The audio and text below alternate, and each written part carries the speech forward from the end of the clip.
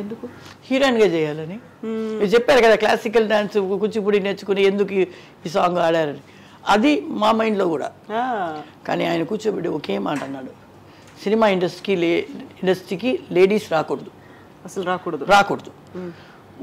వచ్చేస్తే షైన్ అయిపోవాలి ఇంకంతే. అవును, అది కామెడీ అవని, సాంగ్ అవని, హీరోయిన్ అవని, క్యారెక్టర్ అవని, ఏదో ఒకటి చేసి ఈవిడ ఉంది, అనురాధ ఉంది, బాగుంటుంది అని అనిపించాలి, జనాల్లో దిగాలి. లేదంటే సినిమా ఇండస్ట్రీ రావాలి. ఎందుకు వద్దన్నారమ్మా?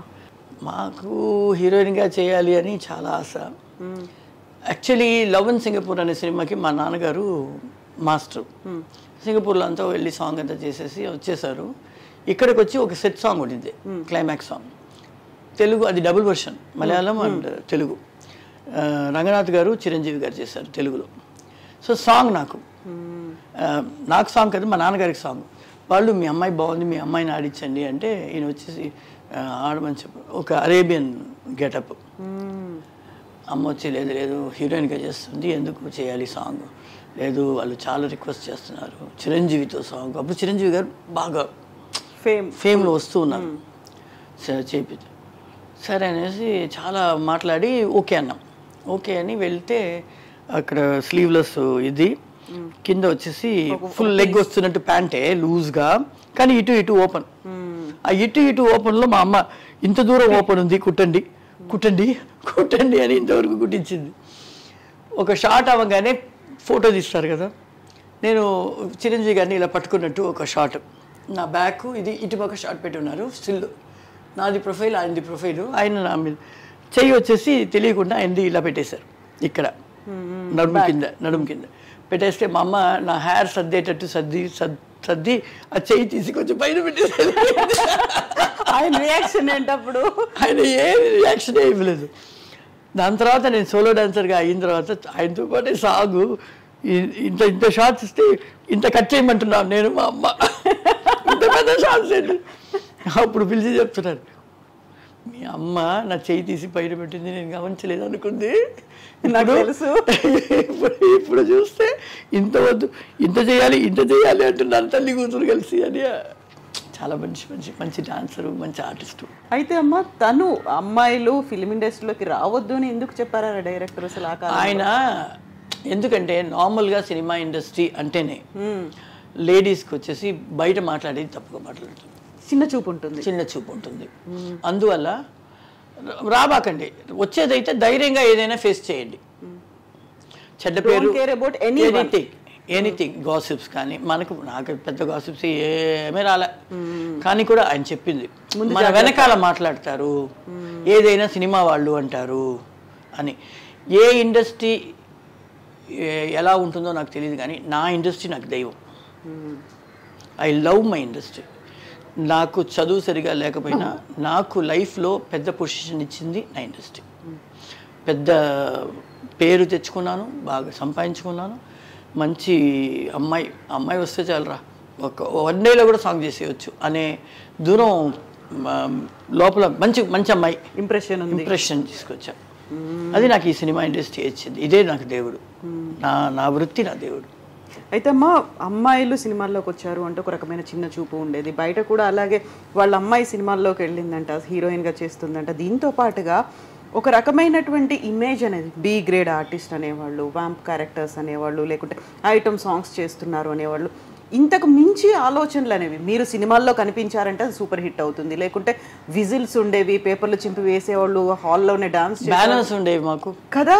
ఇవన్నీ చేసి మీరంటూ వస్తున్నారంటే హీరో హీరోయిన్లకు ఎంత రేంజ్లో కనిపిస్తారో, మీకంటూ సపరేట్ బ్యానర్స్ పెట్టి కటౌట్లు పెట్టి ఇన్ని ఉండేది కదా. అయినప్పటికీ కూడా ఒక రకమైనటువంటి ఇమేజ్ బయట.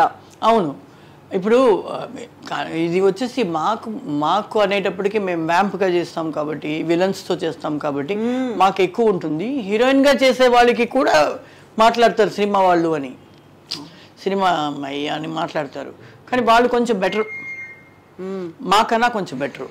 కానీ మాకు వచ్చేసి నేను కానీ అలా చూస్తే నేను కామెడీ చేసి ఉన్నాను, వ్యాంప్ చేసి ఉన్నాను, సాంగ్స్ చేసి ఉన్నాను, హీరోయిన్గా కూడా చేస్తున్నాము. కానీ పేరు ఉంటుంది, అది అలవాటు పడిపోతుంది. ఇప్పుడు సినిమా చూస్తే ఇప్పుడు సినిమా వేరేలా అయిపోయింది. ఇప్పుడు హీరోయిన్సే మా సాంగ్లు ఆడేస్తున్నారు, కదా. ఇప్పుడు ఆ సాంగ్ కని ఉన్న కేటగిరీ చనిపోయింది. దానికని ఒక ఆర్టిస్ట్ ఉండేవాళ్ళు, సంపాదించేవాళ్ళు. వాళ్ళు ఒక 4-5 years ఆ రౌండ్లో ఉంటారు. తర్వాత ఇంకొక ఆర్టిస్ట్ వస్తారు, వాళ్ళు బతుకుతారు అనేది ఆ కేటగిరీ చనిపోయింది. ఇప్పుడు అంతా స్పెషల్ సాంగ్స్ కావాలంటే బయట నుంచి ఎవరినో ఇంపోర్ట్ చేసుకొని రావాలి. లేదు, ఈ పిక్చర్లో హీరోయిన్గా ఉన్నా నెక్స్ట్ ఈ సినిమాలో సోలో చెయ్యి అంటే సోలో చేసేస్తారు అదే హీరోతో, మళ్ళీ వేరే సినిమాలో హీరోయిన్ చేస్తారు. అలా అయిపోయింది. సో ఈ ట్రెండ్ రెడీ టు ముందైతే గ్లామర్ డ్రెస్ వేసుకోవడానికి మేము ఉన్నాం. ఇప్పుడు అందరూ హీరోయిన్స్ గ్లామర్ డ్రెస్. సో ఈ ట్రెండ్ ఎలా ఉందంటారమ్మా? దీన్ని మీరు ఎలా అయితే యాక్సెప్ట్ చేసేవాళ్ళ? ఎలా? నాకు కొంచెం బాధేనండి. ఎందుకంటే అదే చెప్తున్నాను కదా, మా లాంటి క్యారెక్టర్స్ మా వ్యాంప్ గాను సోలో సాంగ్స్ చేసేవాళ్ళ కానీ ఒక కేటగిరీ ఆఫ్ మూవీ ఉండేది. విలన్కి ఎలాగో ఒక కేటగిరీ ఉందో, కమెడియన్కి ఒక కేటగిరీ ఉందో, దీనికి ఒక కేటగిరీ, ఒక హీరో హీరోయిన్కి ఎలా ఉందో, ఒక క్యారెక్టర్ ఆర్టిస్ట్కి ఎలా ఉందో అలాగే మాకు ఉండేది. ఇప్పుడు అది లేదు. మిగతాదన్నీ ఉంది. విలన్ అనేది ఉంది సినిమాలో, హీరో హీరోయిన్ ఉంది, కమెడియన్ ఉన్నారు, క్యారెక్టర్స్ చేసేవారు. మా కేటగిరీ ఉన్నది మాత్రం చనిపోయింది సినిమా ఇండస్ట్రీ నుంచి. అది చాలా బాధ. అది ఏమన్నా ఇండస్ట్రీ ఒక మిస్ అవుతోంది అనే ఫీల్ ఏమన్నా ఉందమ్మా? ఎక్కడ మిస్ అవుతుంది? అదే హీరోయిన్స్ చేసేస్తున్నారు కదా ఒక సాంగ్కి. ఆ పిక్చర్ హీరోయిన్ ఈ పిక్చర్లో వచ్చి సోలో, నెక్స్ట్ పిక్చర్లో మళ్ళీ హీరోయిన్ చేస్తుంది అదే హీరోతో. సో అలా తీసుకొచ్చేసారు. అనురాధ గారు ఆ కాలంలో ఉన్నటువంటి హీరోల కంటే కూడా చాలా హైట్ ఉండేవాళ్ళు కదా. మీ పక్కన యాక్ట్ చేయాలి, లేకుండా మీ పక్కన డాన్స్ అంత హైట్ అనిపించేది కదా. మాకు చెట్లు కొమ్మలన్నీ పెడతారు కదా, దానివల్ల ఇంకా హైట్ కనిపిస్తాం మేము. నేను 5'6" 5'7" ఉంటాను. కానీ అప్పుడు మేము కాస్ట్యూమ్స్ అంతా వేసిన తర్వాత హీల్ తక్కువ వేస్తాం, ఎందుకంటే హెవీ ఆడతాం కాబట్టి. ఎక్కువ హీల్ కొంచెం కావాలి అనే మోడర్న్ టైప్ సాంగ్స్ ఉంటేనే హీల్ వేస్తాం. ఈ గ్లిటర్ వర్క్ చేసిన సాంగ్స్ వేసేటప్పుడు కింద వచ్చేసి క్యాన్వాస్ పెట్టి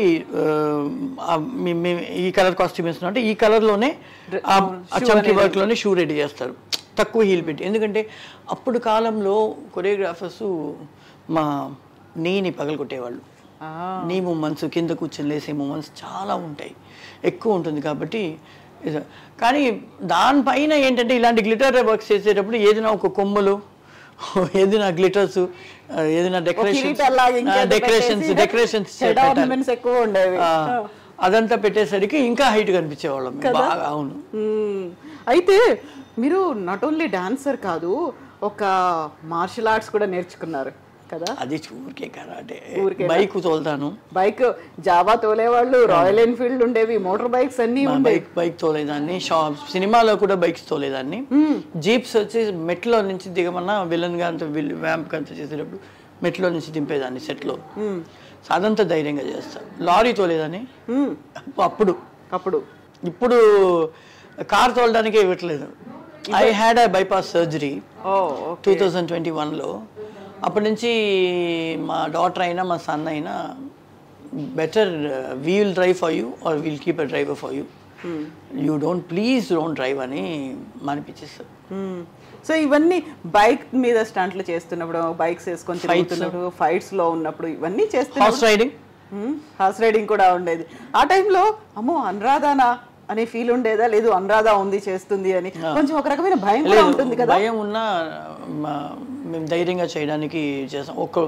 మా డైరెక్టర్ కానీ, మా కొరియోగ్రాఫర్ కానీ, మా ఫైట్ మాస్టర్ కానీ ఏది చెప్పినా అది చేసేయాలని ఒక ధైర్యం ఉంటుంది. మీకు ధైర్యం ఉంది, మీతో పాటు యాక్ట్ చేసే వాళ్ళకి వాళ్ళు చేస్తారు. నేను కౌబాయ్ నెంబర్ 1లో ఫస్ట్ టైం హార్స్ రైడ్ చేస్తున్నాను. నేను, అర్జున్, భీమరాజు. మార్నింగ్ అయితే నాకు ప్రాక్టీస్ అవ్వడానికి కోసం మార్నింగ్ అయితే కార్లో వెళ్ళిపోతాం లొకేషన్కి. తలకొనలో నెరబెల్లిలో ఉండేవాళ్ళం. తలకొన ఫారెస్ట్ లోపల షూటింగ్. సో మార్నింగ్ మేకప్ అంతా వేసుకుని వెళ్ళిపోయేవాళ్ళం. షూటింగ్ ప్యాకప్ అయ్యేసరికి నేను, అర్జును, హీరో అర్జును, భీమరాజ్ విలన్, మేము ముగ్గురు హార్స్లోనే నెరబెల్లి వరకు రిటర్న్ వచ్చేవాళ్ళు. సో మనకి యూస్ అవ్వాలి, నాకు అలవాటు పడాలని వాళ్ళు కూడా నాకు కంపెనీ ఇచ్చేవాళ్ళు. ఎవ్రీడే ఒక 21 days ఒక షెడ్యూల్ ఉండింది. మళ్ళీ ఇంకొక 15 days ఒక షెడ్యూల్ ఉండింది. 2 షెడ్యూల్ తలకొనలో, 3వ షెడ్యూలే చెన్నైలో ఉండింది. సో ఎవ్రీడే హార్స్ రైడ్, బ్యూటిఫుల్గా హార్స్ రైడ్ చేయడం నేర్చుకున్నాం అనమాట. సో అలాగా ఏదైనా నేర్చుకోవాలని. ఒక ఫైట్ కూడా మేము డాన్సర్స్ కాబట్టి మాకు ఫ్లెక్సిబిలిటీ ఉంటుంది. సో కిక్ చేయాలన్నా ఒకళ్ళు ముఖంలో కిక్ చేయాలన్నా చాలా ఫ్లెక్సిబుల్గా లెగ్ వస్తుంది. సో దానివల్ల మేము కొంచెం స్టైల్స్ నేర్చుకుంటే చాలు, ఒక స్టైల్ ఆ ఫినిష్ ఎలా ఇవ్వాలి, విల్ బి వెరీ ఫ్లెక్సిబుల్ అనమాట. అవును, బికాస్ వీఆర్ డాన్సర్స్ అందువల్ల.